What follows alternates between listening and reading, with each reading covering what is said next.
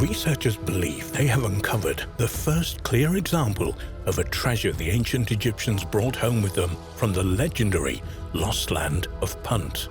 It is a 3,300-year-old baboon skull, a remnant of animal that was revered in ancient Egypt but was not native to the land of the pharaohs. The legendary treasures of Punt. The ancient Egyptians wrote about the land of Punt and depicted it as a prosperous location from 2450 BC to 1155 BC. They went to Punt, which they referred to as God's land, to acquire gold, African blackwood, ebony, ivory, aromatic raisins, wild animals, and slaves. One of the most famous artworks created about this location is the Punt Colonnade on Hatshepsut's temple at Deir el-Bahari, demonstrating that her people brought her myrrh trees, gold, ivory, panther skins, and apes back from Punt. The travels to Punt for treasures also demonstrate the ancient Egyptians' nautical skills. Nathaniel Dominy, a primatologist at Dartmouth College and lead author of the new study, explained that the long-distance seafaring between Egypt and Punt, two sovereign entities, was a major milestone in human history because it drove the evolution of maritime technology.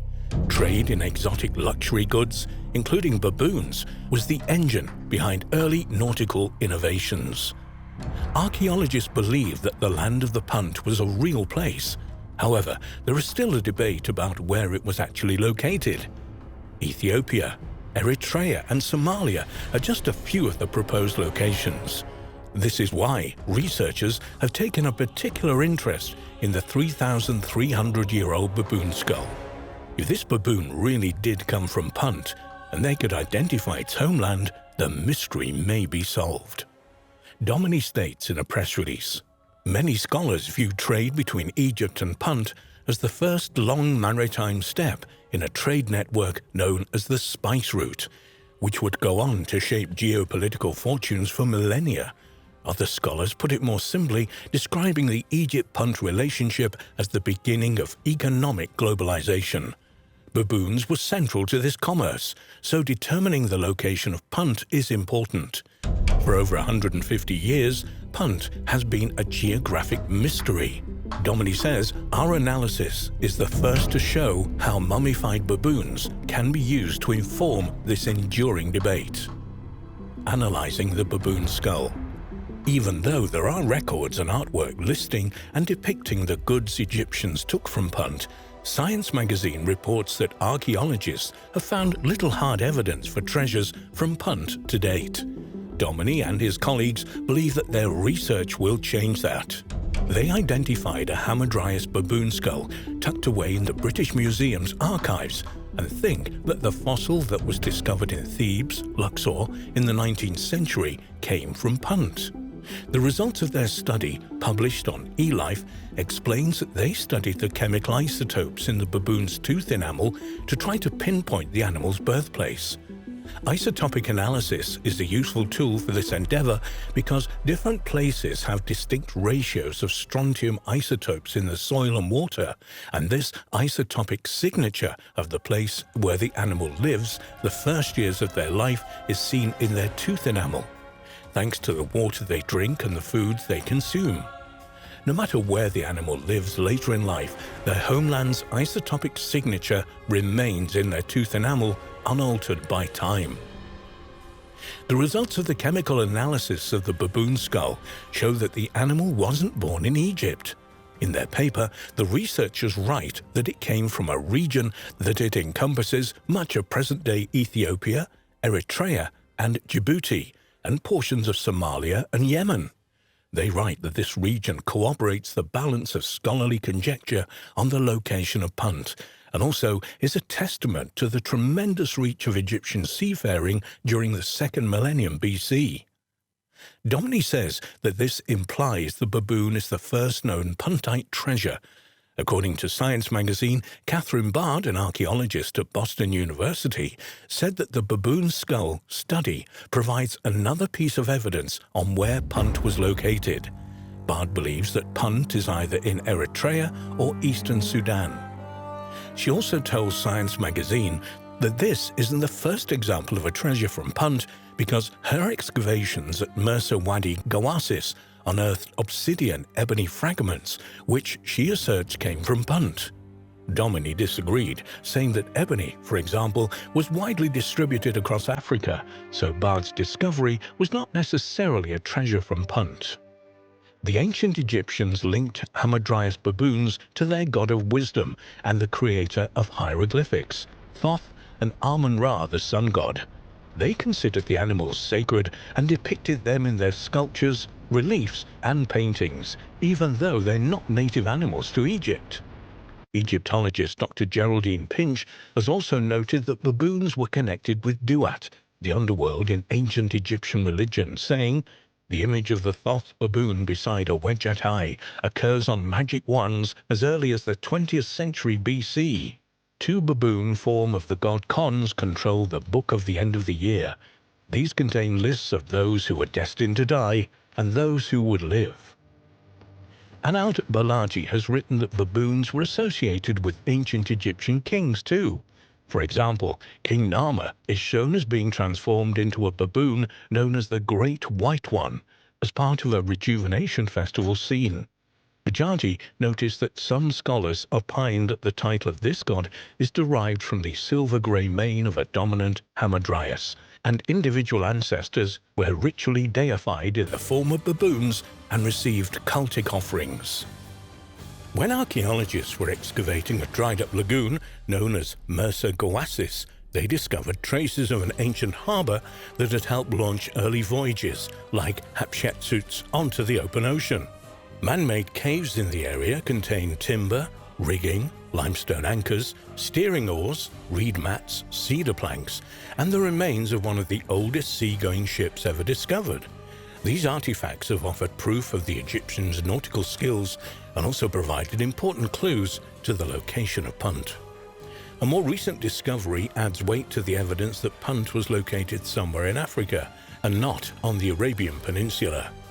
Science in Poland reports that archaeologists and ornithologists have identified a depiction of a bird on the portico of Punti in the Temple of Hatshepsut as a secretary bird, Sagittarius serpentarius, a very large bird of prey found only in Africa, particularly around coastal regions in Sudan.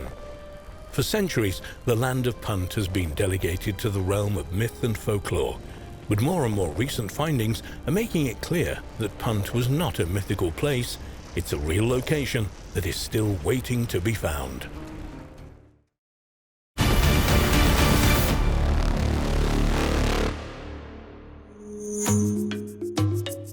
A spectacular recent find from Kenya by Meave Leakey of the National Museum of Kenya and her colleagues has caused controversy in the scientific world. The find, a damaged but almost complete skull and face, is claimed to be 3.5 million years old and belonged to an entirely new breed of early human. However, many scientists have objected to this identification due to apparent damage to the fossil, and the debate over whether it is indeed a new species is still continuing. Born on the 28th of July 1942 in London, English paleoanthropologist Dr. Meave Leakey is part of a family that has gained worldwide renown for decades of pioneering hominin research in Eastern Africa. She is the daughter-in-law of Lewis and Mary Leakey and wife of Richard Leakey, the famous paleontologists who have made several significant hominid finds in the last 50 years. In 2002, Meave Leakey, along with her daughter Louise, was named an Explorer in Residence by the National Geographic Society.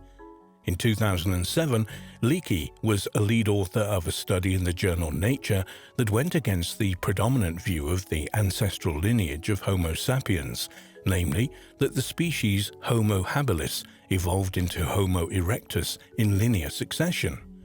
Currently, Dr. Leakey is a research professor in the Department of Anthropology, Stony Brook University, New York, director of Pleistocene research at the Turkana Basin Institute, Kenya, explorer in residence at the National Geographic Society, and co-leader with her daughter Louise of the Kubifora Research Project, the KFRP.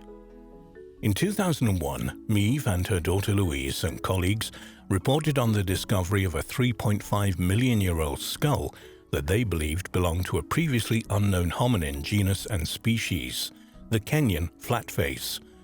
Research assistant Justus Eris had made the find 2 years earlier while working with members of the Leakey family near the Lomkwi River in northern Kenya. The almost complete skull was battered and weathered, but for the Leakleys, cleverly represented a new breed of early human.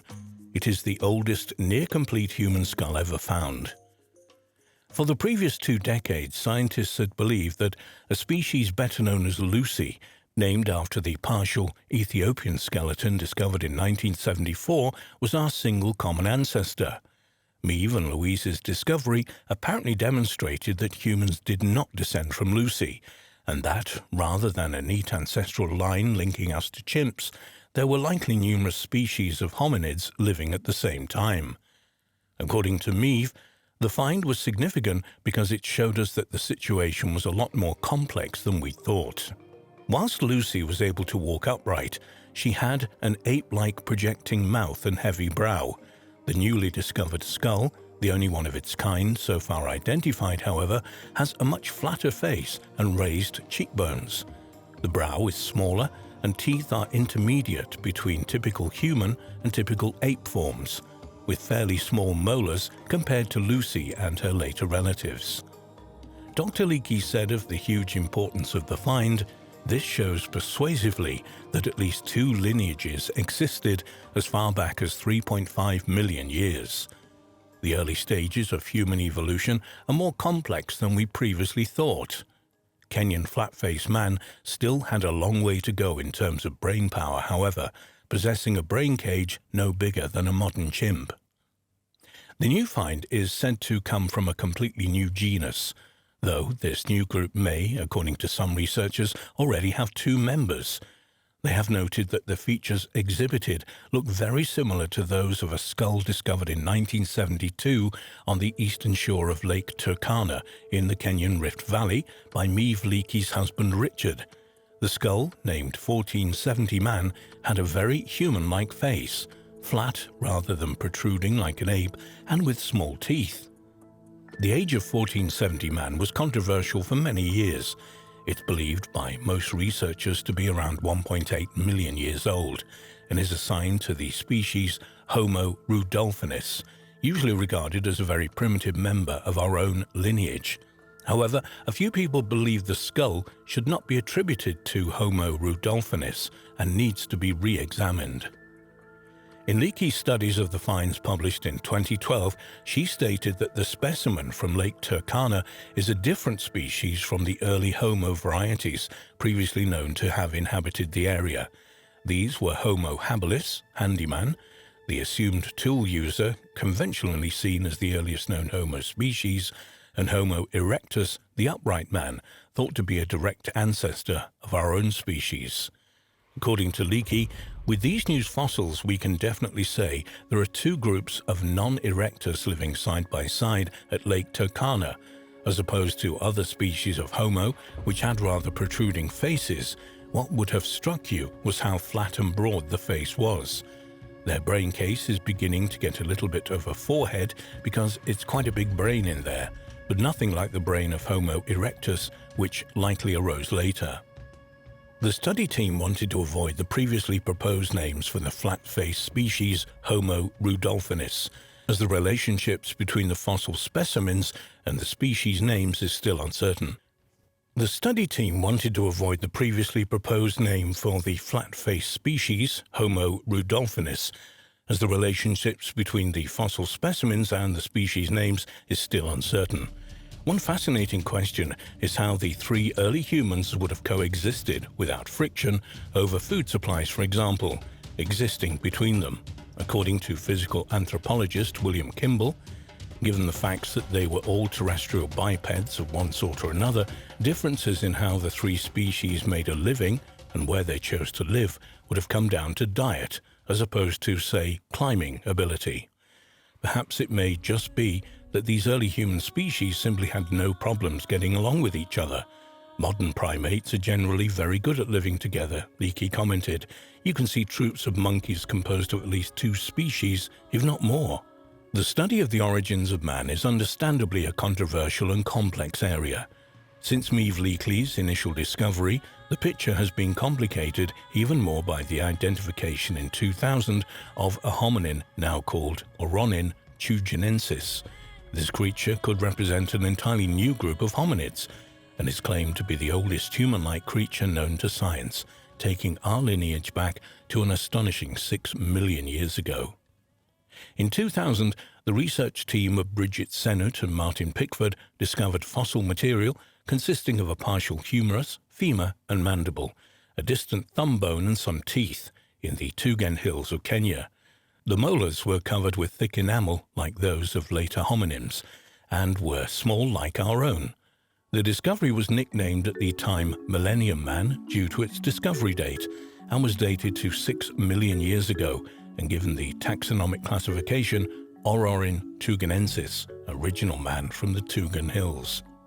Initially, paleoanthropologists were skeptical of the find, with many remaining so to this day, especially as the fossils were not made available to the scientific community. Although there is still a heated debate over the fossil, it is increasingly presented in published texts as hominin. Millennium Man lived around the time when genetic analysis suggests our oldest hominin ancestor split from the oldest ancestor of the great apes. This means there's a chance that Ororin tugenensis could be the fabled missing link, or at least one of them. In March 2003, paleontologist Tim White of the University of California, Berkeley, questioned the heritage of Meave Leakey's find. He argued that it was more likely to be a Kenyan variant of Lucy. White based his assertion on the fact that the cranium was cracked and distorted when discovered, making it possible that some of its apparently unique features, including its flat face and tall vertically oriented cheekbones, could have been caused by geological processes. Fred Spoor of the University College London, who was part of the team that found the Kenyan flat-faced man fossil, disputed such objections and made a new, detailed study of the skull. From examining computed tomography scans, Spoor concluded that the upper jaw had suffered much less distortion than the rest of the cranium. So he focused his studies on that bone, correcting for the distortion present, and concluded that Leakey and her colleagues had been correct in designating the fossil a new species.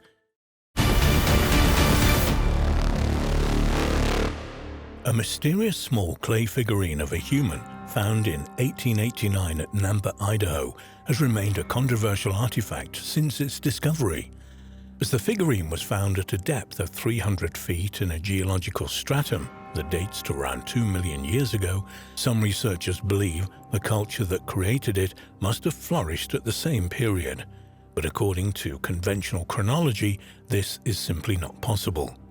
In 1887, 5 gentlemen, James A. Pinney, Nathan Falk, Joseph Perrault, John Bernard, and M.A. Kurtz, formed a company to locate artesian water at the new town of Nampa, southwest Idaho. By July of 1889, their sand pump had reached a depth of over 300 feet. According to Mr. Kurtz, he was at the sand pump checking the contents coming out when, in his own words, he had the clay image in his hand and supposed it was a twig. I dipped it into a barrel of water standing near, washed it off and saw at once what it was. The tiny baked clay artifact was about 1.5 inches long, in the shape of a human. American amateur geologist George Frederick Wright later wrote about the discovery in his book, The Origin and Antiquity of Man. The record of the well shows that they had penetrated first about 50 feet of soil, then about 15 feet of basalt, and afterwards passed through alternate beds of clay and quicksand, down to the depth of about 300 feet when the sand pump began to bring up numerous clay balls, some of them more than 2 inches in diameter, densely coated with iron oxide. 2 million years old. Wright went on to describe the mysterious figurine. It was a female figure and had the lifelike lineaments in the parts which were finished that would do credit to the classic centers of art. American archaeologists at the time noticed that the apparent similarities between the Nampa figurine and those of Upper Paleolithic Europe. But how had the figure ended up in a geological formation from the Pliocene-Pleistocene transition dating to approximately 2 million years ago? The oldest known example of a depiction of a human being is the Venus of Hohlfels from a cave in the Swabian Alps of Germany, which is dated to between 40,000 and 35,000 years ago. Does the incredibly ancient Nampa figurine challenge the evolutionary scenario, as some independent researchers have suggested? What mysterious culture existed in North America 2 million years ago who could have been sophisticated enough to craft such an object? Perhaps the figure shows that intelligent humans might have existed on Earth far earlier than originally believed by science. The Nampa figurine has been held up by some as a perfect example of an out-of-place artifact, objects found in contexts that are way out of sync with the accepted chronology of human history. For some researchers, such artifacts place a huge question mark against what we think we know of the world and its history. Some argue that these discoveries offer persuasive evidence that in remote antiquity, mankind was significantly more advanced than we could ever imagine. They insist that at various times in prehistory, we have reached a high level of civilization only for it to be subsequently destroyed without a trace by natural or man-made catastrophes. Two well-known examples of such out-of-place artifacts are the supposed fossilized human footprints discovered in the 1880s at the summit of Big Hill in the Cumberland Mountains in Jackson County, Kentucky, and an apparently man-made object enclosed in rock known as the Costco artifact, which to all intents and purposes resembles a modern spark plug. The Kozo artifact was initially believed by some to be more than 500,000 years old and belong to an unknown, impossibly old civilization. However, later research into the object concluded something entirely different. Two researchers believing the object to be relatively modern enlisted the help of the Spark Plug Collectors of America. They sent letters and copies of the X-rays of the artifact to 4 different spark plug collectors who had no knowledge of the case and had never seen the pictures before. The collectors independently came to the same conclusion. They were certain that it was a 1920s-era Champion spark plug, one that probably powered a Ford Model T, and had been modified possibly to serve the mining operations in the Kozo mountain range. The amount of decay in the artifact was an almost perfect match for the rates of decay that would occur in a spark plug from this era.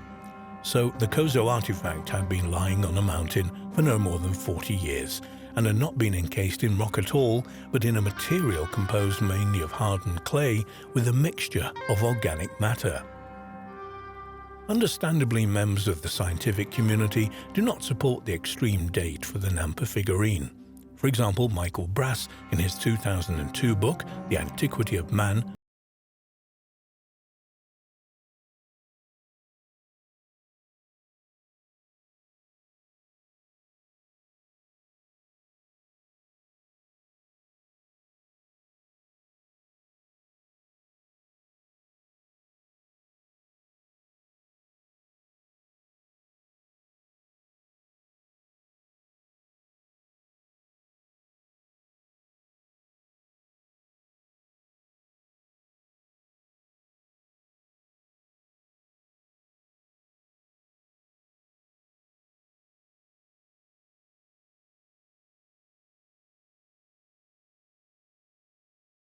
of George Frederick Wright, which is so critical for those who believe that the figurine is really 2 million years old, has also been called into question and revealed to be highly suspect. Wright's contemporaries were highly critical of his writing and did not take his work seriously as science. D.J. Brinton wrote a book review of Wright's Man and the Glacial Period in the journal Science in 1892. In this review, he states, Dr. Wright's last example is the feeblest of all the Nampa image, a beautifully formed clay image of a female said to have been brought up from a depth of 300 feet in the holing of an artesian well at Nampo, Idaho. It is sad to destroy illusions, but when this same image with its story was laid before a well-known government geologist, and he at once recognized it's a clay toy manufactured by the neighboring Pocatello Indians. The person displaying it replied with engaging frankness, "Well, now, don't give me away." As if that were not enough, the well-known government geologist was in fact J.W. Powell, who wrote in Popular Science Monthly in 1893, "In the fall of 1889, the writer visited Boise City in Idaho. While stopping at a hotel, some gentlemen called on him to show him a figurine which they said had been found in sinking an artesian well in the neighborhood at a depth of more than 300 feet. It was claimed that this figurine had been brought up from the bottom of an artesian well while the men were working. When this story was told, the writer, Powell, he simply jested with those who claimed to have found it. He had known the Indians that live in the neighborhood had seen their children play with such figurines, and had no doubt that the little image had lately belonged to some Indian children, and said the same. While stopping at the hotel, different persons spoke about it, and it was always passed off as a jest, and various comments were made about it by various people, some of them claiming it had given them much sport. When Powell later read George Frederick Wright's book, he was extremely surprised to discover that Wright had obtained the Nampa figurine and that he had actually published it as evidence of the great antiquity of man in the valley of Snake River. A certain Mr. McGee also attacked the honesty of the supposed discoverers of the ancient artifact, Kurtz and Doofs. In the 1894 second edition of Man and the Glacial Period, George Frederick Wright repeats McGee's assertions. "It is a fact," says McGee, "that one of the best-known geologists of the world chanced to visit Nampa while the boring was in progress, and the figurine and the pretty fiction were laid before him. He recognized the figurine as a toy such as the neighboring Indians give their children and laughed at the story, whereupon the owner of the object enjoined secrecy, pleading, 'Don't give me away. I fooled a lot of fellows already, and I'd like to fool some more.'" What does the Nampa figurine represent? In the years since its discovery, a lot of research has been done into the culture of the Native Americans local to the area where the figure was found. These studies have found, as J.W. Powell stated 120 years ago, that small, fragile clay figurines like the ones discovered were common to these Native American tribes in the late 19th and early 20th centuries. The evidence overwhelmingly points to the Nampa figurine being a hoax, perpetrated at a time when such stunts were popular and people enjoyed their brief notoriety.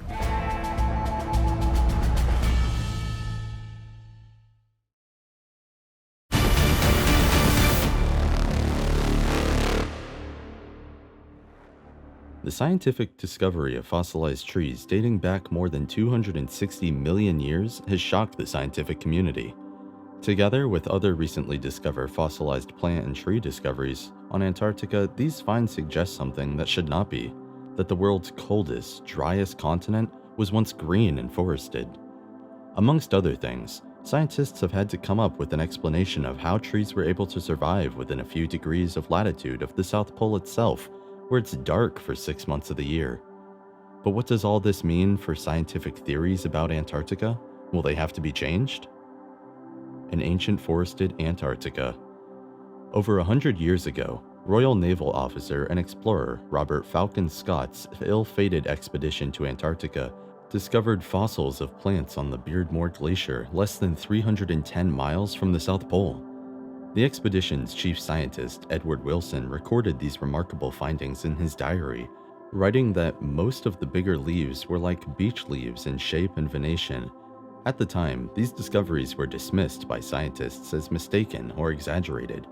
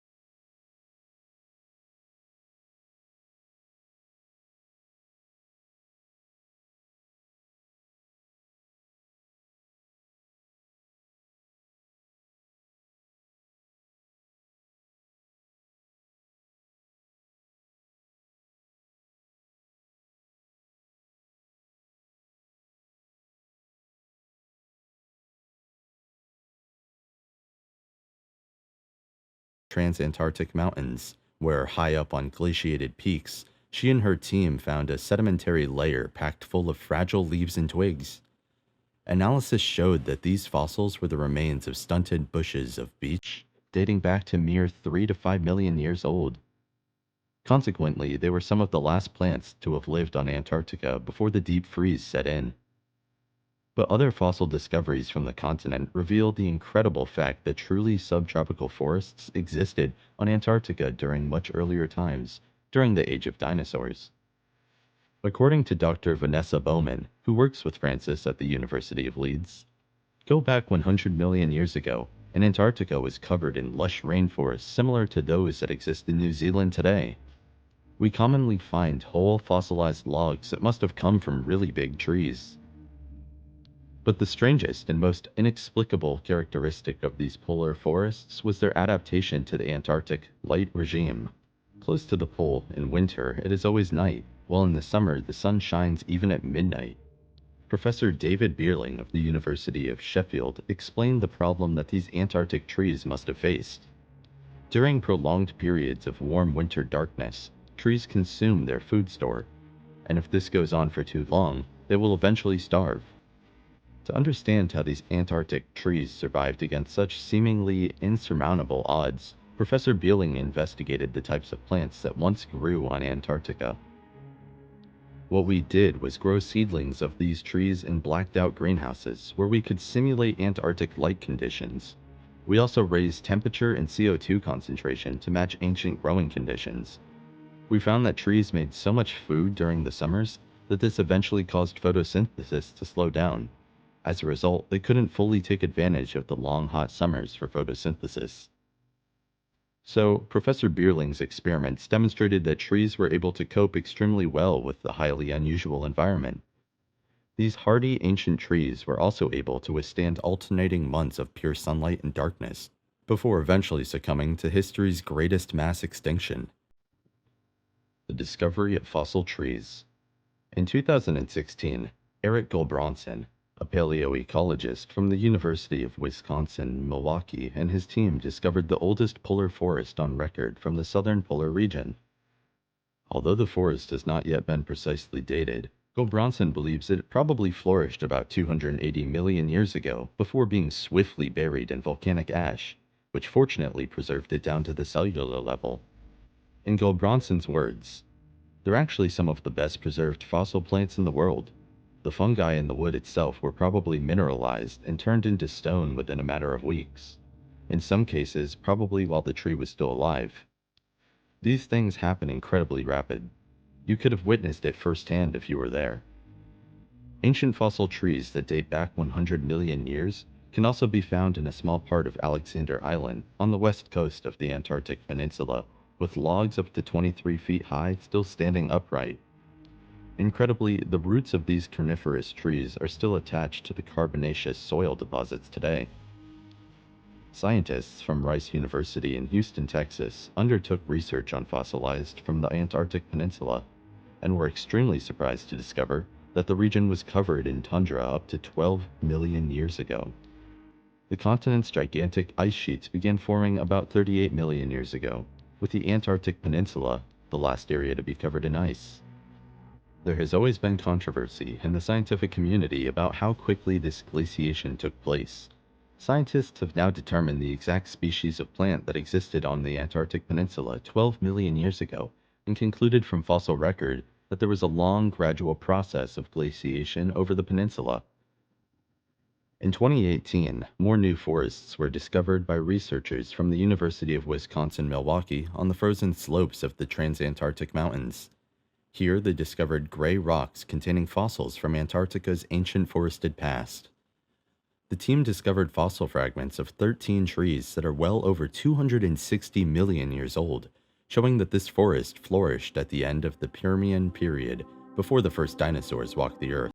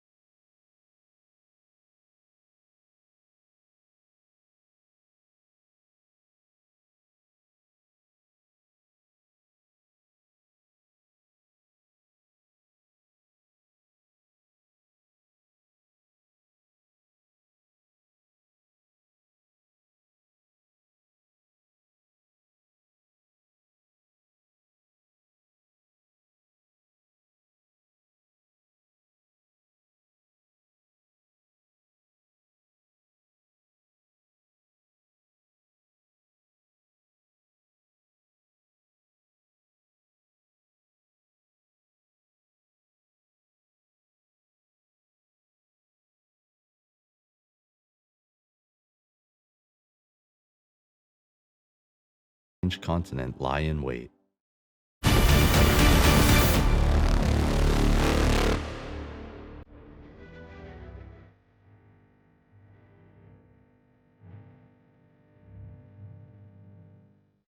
Researchers in Turkey are about to embark on an excavation at the ancient site of Karahan Tepe, and they believe it's much older than Göbekli Tepe, the famous zero point of world history. If you were to ask any professor of history or even a self-respecting armchair archaeologist to name the oldest monument ever discovered, they would have all said Göbekli Tepe. But now, that answer might be Karahan Tepe, and this is creating a lot of excitement in archaeological circles. Karahan Tepe is said to be much older than Göbekli Tepe. Archaeologists have been working at the Karahan Tepe site, which is often called the sister site of Göbekli Tepe, since 1997. The site is located near Yagmulu and roughly 35 kilometers east of the 12,000-year-old Göbekli Tepe site.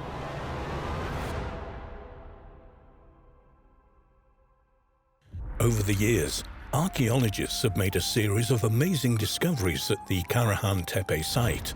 In particular, tons of buried T-shaped obelisks, similar to the ones carved with wild animals at Göbekli Tepe, have led researchers to conclude that Karahan Tepe is much older than its younger sister, Göbekli Tepe.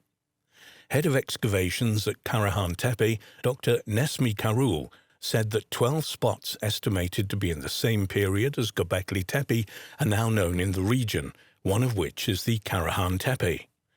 Speaking at the 10th International Resort Tourism Congress, Culture and Tourism Minister Mehmet Nuri Ersoy said that an intensive and rapid excavation program continues in Karahan Tepe, which to date has yielded 250 obelisks featuring animal figures. Ersoy claims that planned excavations will prove the settlement at Karahan Tepe will be much older than the 12,000-year-old Göbekli Tepe. A 2016 National Geographic article recounted the fascinating story of the discovery and preservation of Göbekli Tepe. Professor Klaus Schmidt, a German archaeologist who led excavations at the site, argued before he died in 2014 that a vast labor force needed to build the enclosures, and that this construction project pushed people to develop agriculture as a way of providing predictable food and perhaps drink for workers. At the 2015 World Economic Forum in Davos, Switzerland, Turkey's Dogus Group announced that they plan to spend $15 million over the next 20 years in partnership with the National Geographic Society on the Göbekli Tepe site. And Dogus Group chairman Ferit İhsanek said in a press release that the reason so much cash was being spent on Göbekli Tepe was because this prehistoric temple was the zero point in time. Karahan Tepe may well be Göbekli Tepe's older sister. While Göbekli Tepe holds the world record in media headlines and elsewhere as the earliest temple of its type ever discovered, there are several other contenders for this crown in Turkey. According to Jens Notroff, an archaeologist at the German Archaeological Institute who is working on Göbekli Tepe site, smaller versions of the pillars, symbols and architecture carved into stone at Göbekli Tepe have been found in settlements up to 125 miles away, including Karahan Tepe. Professor Notroff told National Geographic that Göbekli Tepe probably served the region as a cathedral, and therefore the surrounding sacred sites were like parish churches. The scientist also thinks hunter-gatherers traveled long distances to meet, worship, and help build new monumental structures through vast community projects that included grand feasts to display wealth.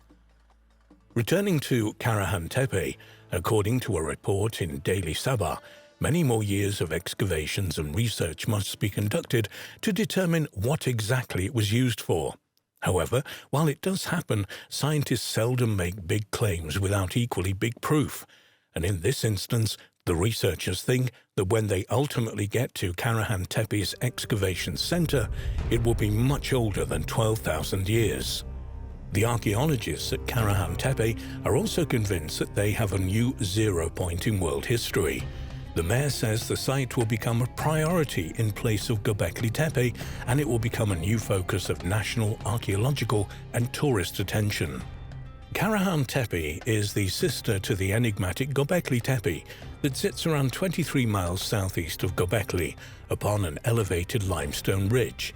It has many striking similarities to Göbekli.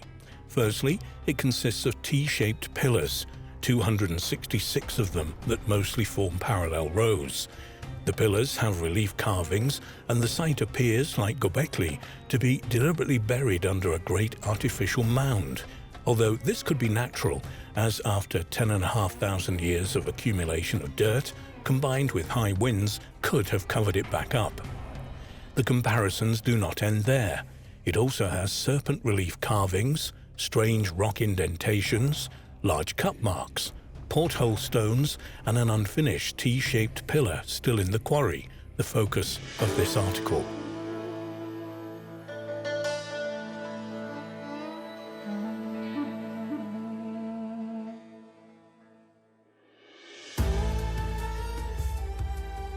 Karahan Tepe was first discovered in 1997 and was surveyed in 2000 and again in 2011. Like Göbekli Tepe, it's located within the boundaries of Sanliurfa, ancient Edessa, the birthplace of Abraham, around 30 miles from the city. It's not an officially recognized tourist site, so they had to plan their trip carefully as it was on private land upon the Tek Mountains.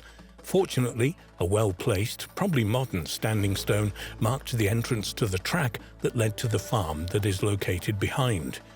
When Andrew Collins visited there in 2004, the person who showed him around was warned he would get a beating if they found anyone had visited there. 10 years later, and the owners welcomed the occasional visitor with tea and information.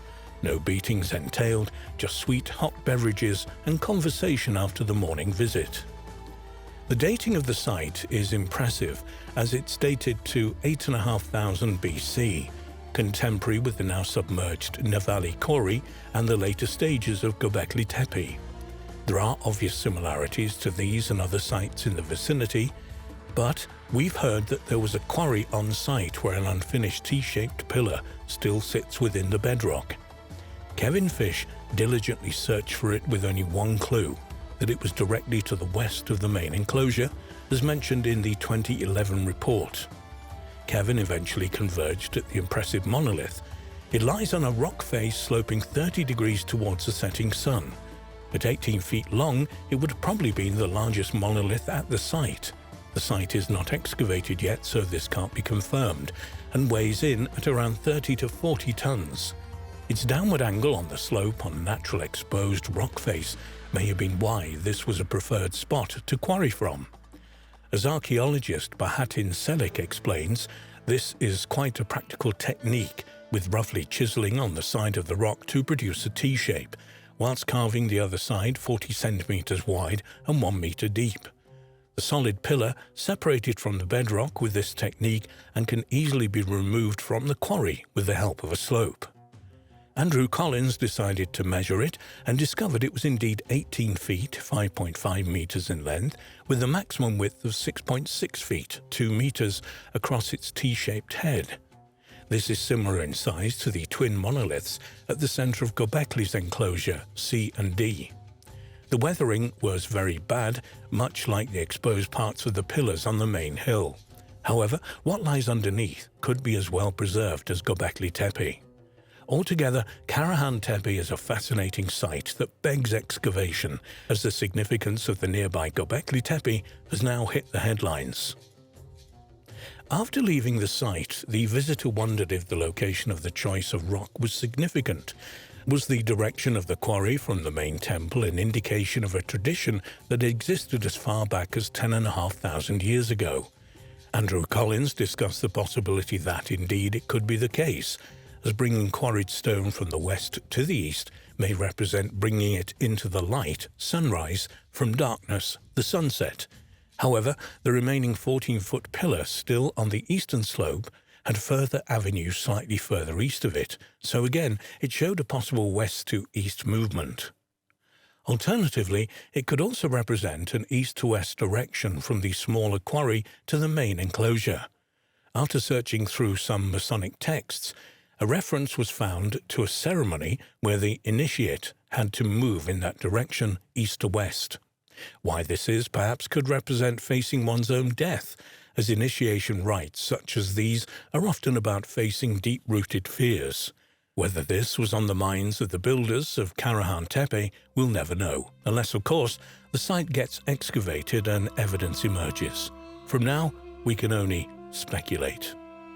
Another aspect that grabbed Andrew's attention was the fact that the parallel rows appeared to be serpent-like, weaving up or down the main hill or from the main enclosure. In his initial report, Andrew stated, "It's even possible that these zigzagging pairs of stones making up the stone avenues located on the northern, eastern sides of the tepe signify the path of snakes, which are seen to descend like living energy into the valley below."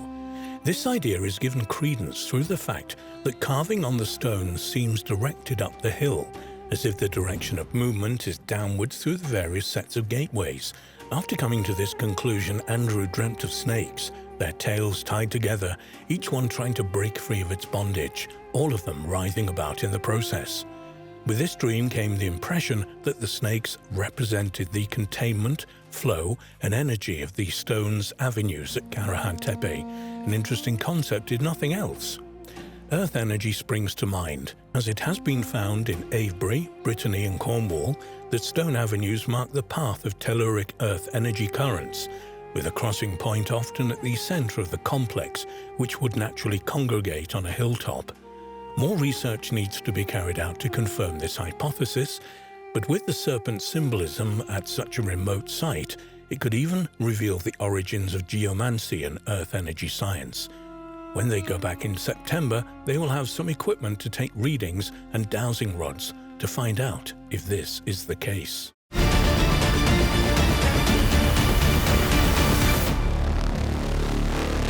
A woman's skull, the oldest known human remains ever found in Antarctica, discovered lying on Yamaha Beach at Cape Sheriff in Antarctica's South Shetland Islands, has become one of the continent's biggest mysteries. No surviving documents have ever been discovered to explain how or why a young woman came to be in Antarctica during this era. But now, new evidence may have finally been found to solve the case. Antarctica is about 5.5 million square miles in size, and thick ice covers about 98% of the land. The continental ice sheet contains about 7 million cubic miles of ice, making up about 90% of the world's ice and 80% of its fresh water. Although Antarctica has a fascinating history of human activity in the region, it extends back only about 200 years. Indeed, the majority of what is known about Antarctica has been discovered in the last few decades. Remote, inaccessible, and hostile, Antarctica was the last continent to be discovered, and knowledge of the South Polar region was collected slowly.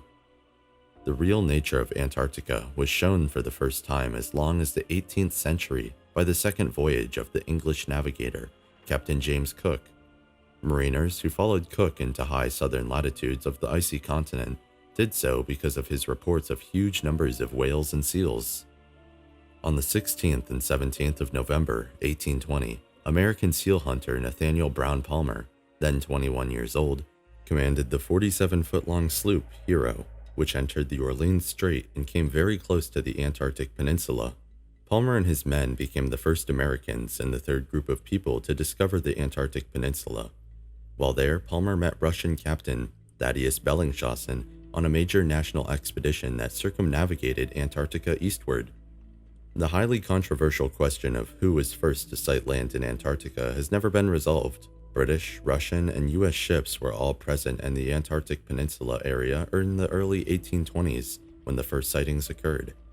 However, the first documented landing of the continent was not until decades later, on January 24, 1895, when the Norwegian whaling ship Antarctic landed a party at Cape Adare on the northern Ross Sea. From the late 18th to the mid-20th century, whalers and sealers operated in the rich seas surrounding the continent. From the mid-20th century onwards, scientific investigation replaced whaling and sealing as the primary year-round human activity in Antarctica. These days, around 1,200 people spend the winter in Antarctica. All of these are scientists and their support staff. Yamana Beach is an ice-free beach located on the west coast of Cape Sheriff in the north extremity of the Ioannis II Peninsula, Livingston Island in the South Shetlands of Antarctica. Sometime in 1985, human remains were discovered by chance the remote Antarctic beach by Chilean biologist Dr. Daniel Torres. According to Torres, on the afternoon of January 7, 1985, I was doing a census of mammals and also collecting marine refuse on Cape Sheriff, Livingston Island. On the beach, I saw a big plastic container and an enormous plastic orange buoy. I went to the buoy first to collect it, and as I headed along the beach, I noticed that among the very dark volcanic stones, there was one very white stone. But when I got closer, I saw that on the surface of the stone there was a series of lines that looked like a human skull. Obviously, I stopped and went up closer, and I was able to establish that it was a human cranium, half buried in this very thick volcanic sand, 40 meters away from the shore. I started very slowly separating the pebbles until I could pull out the top part of the cranium, and as the upper jaw bones were missing, I was looking for the other remains until I found them.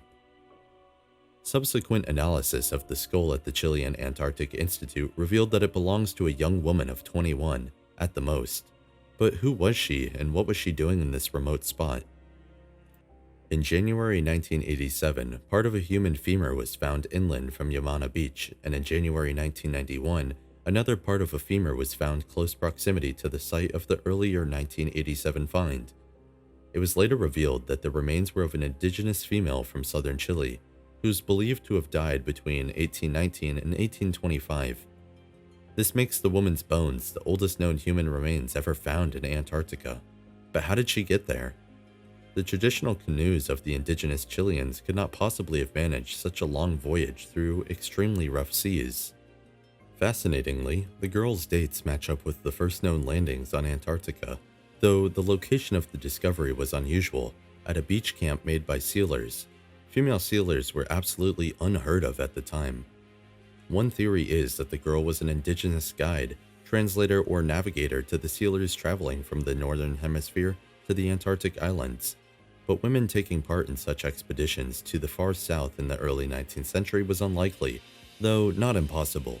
Another much darker theory is that the girl was taken by force from her home in what is now southern Chile by sealers, and abandoned in the area where her remains were found 175 years later. Perhaps we will never know. There are no surviving documents explaining how or why this young Chilean woman came to be in Antarctica at this time. Her bones marked the start of human activity on Antarctica and were a hugely significant discovery for archaeology. But they are also of vital importance to the history of Antarctica as a whole, as they could be proof that Chile, which lies about 620 miles away from Antarctica, made the first known landings on Antarctica. It must be added that this is disputed in some quarters. Some researchers believe that in 1819, officers, soldiers, and seamen of the storm-damaged Spanish ship San Telmo, the flagship of a Spanish naval squadron bound for Peru, may have been the first people to land on Antarctica. If any crew members survived the initial sinking of the San Telmo north of Livingston Island and managed to get to Antarctica, they would have been the first humans in history to reach the continent. Indeed, some remnants and signs of wreckage were later said to have been found on Livingston Island in the South Shetland Islands by the English Captain William Smith, on board of Brig Williams, who arrived at the island of Livingston in October of the same year. The Antarctic Treaty System was first signed in 1959, but in 1998, a protocol on environmental protection was added stating that Antarctica is to be a natural reserve, devoted to peace and science, and forbids all activity relating to the Antarctic mineral resources, except as is necessary for scientific research. But significantly, this is the part of the treaty that could come under some review in 2048, 50 years after it was signed. On that date, the prohibition on mining resource extraction could be changed or scrapped completely. According to Klaus Dodds, professor of geopolitics at Royal Holloway University of London, there is a huge political storm coming connected with Antarctica. Lots of people just don't understand that there's a darker side to Antarctica. What we're seeing is great power politics play out in a space that a lot of people think of as just frozen wastes. The reason 2048 looms large is because if certain countries feel that the prohibition on mineral exploitation is no longer to be respected, people worry that the whole thing could unravel.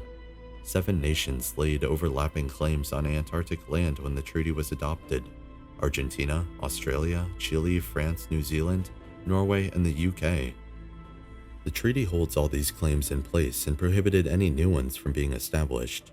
The treaty also puts any expansions to territorial claims to Antarctica on hold, but the big players, usually China and Russia, are thinking about this particular episode around 2048 and planning ahead. Of course, when human remains like the Chilean girl or objects are found in the ice, it ignites feelings of territorial naturalism. If Chile could use these remains to demonstrate that it had people living in Antarctica earlier than other nations making land claims, well, then they would be in a much stronger position in negotiations. A number of countries are now subtly trying to help their claims in Antarctica in differing ways, such as financing scientific research, historical investigation, and constructing research bases around the continent. It looks like the future of this remote icy continent may be more complicated and controversial than anyone could have ever imagined.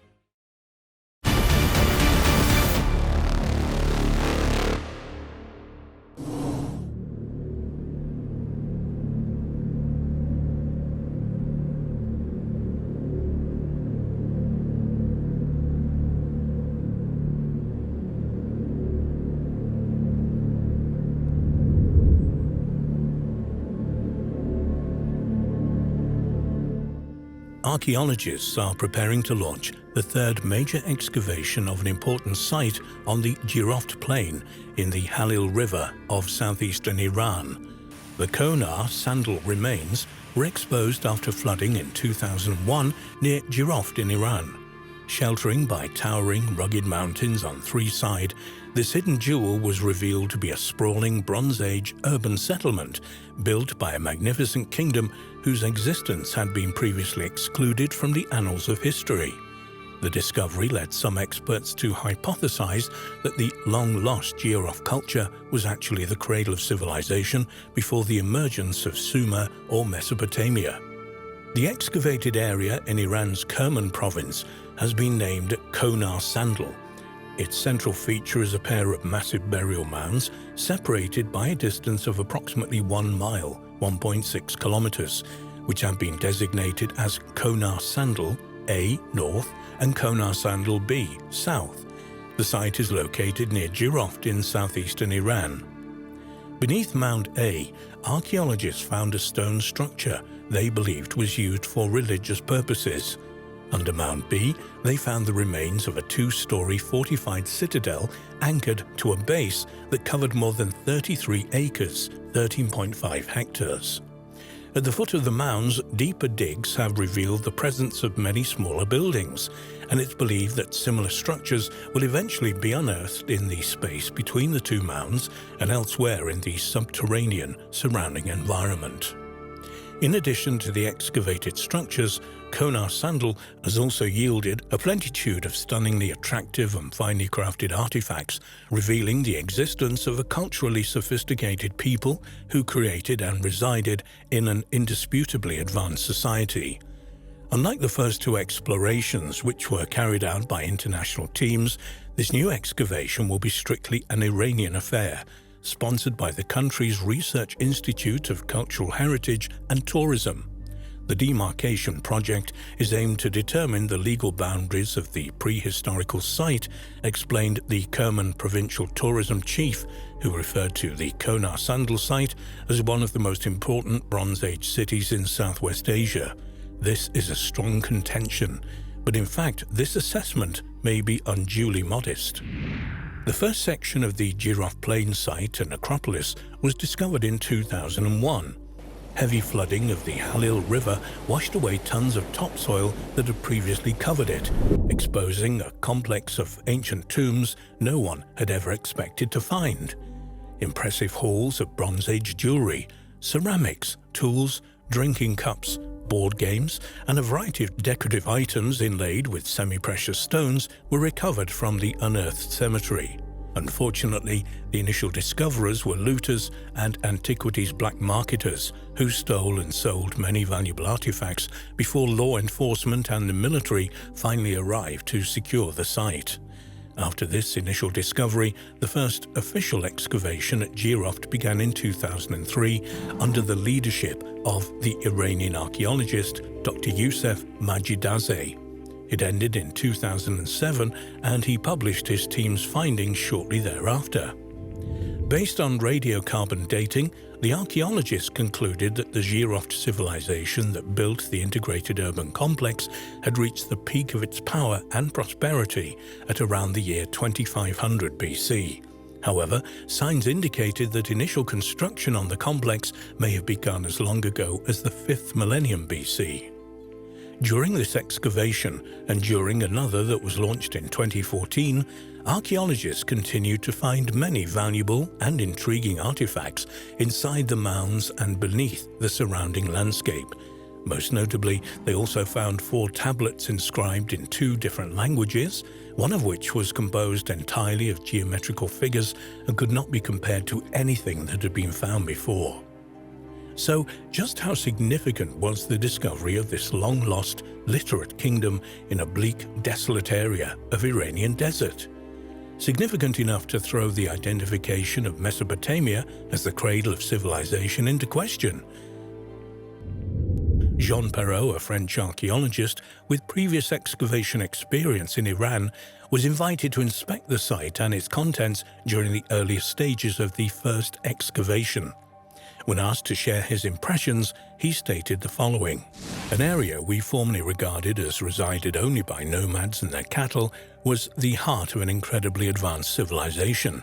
In this area, people lived with a social hierarchy. These people had an explicit view of the world, which distinguishes them from the Sumerians. Henceforth, we must consider Jiroft as the origin of civilizations and refer to all other civilizations as pre- or post-Jiroft civilization." There may be a bit of hype in this statement, since Sumerian civilization can be traced back at least as far, if not farther, than the Jiroft civilization to the 5th and 6th millenniums BC. But given that Mesopotamia and southern Iran are separated by only 600 miles, 1,000 kilometers, there exists the possibility that the Jiroft civilization shared a common ancestor with the Sumerians, and that perhaps the two split following the chaos, confusion, and destruction caused by the great floods that occurred at the end of the last ice age. At the very least, it's reasonable to assume that the peoples of Mesopotamia would have interacted with their Jiroftian neighbors to the east, perhaps to a significant enough extent that each culture was influencing the development of the other. In fact, many of the artifacts discovered at Konar Sandal are decorated with mythological imagery that seems to link its culture with that of Mesopotamia. The Jiroft civilization specialized in the creation of pottery using a semi-precious mineral known as chlorite, and examples of this pottery containing strikingly similar iconography have been found at various archaeological sites throughout the Middle East and Asia, including sites identified with Bronze Age Mesopotamia.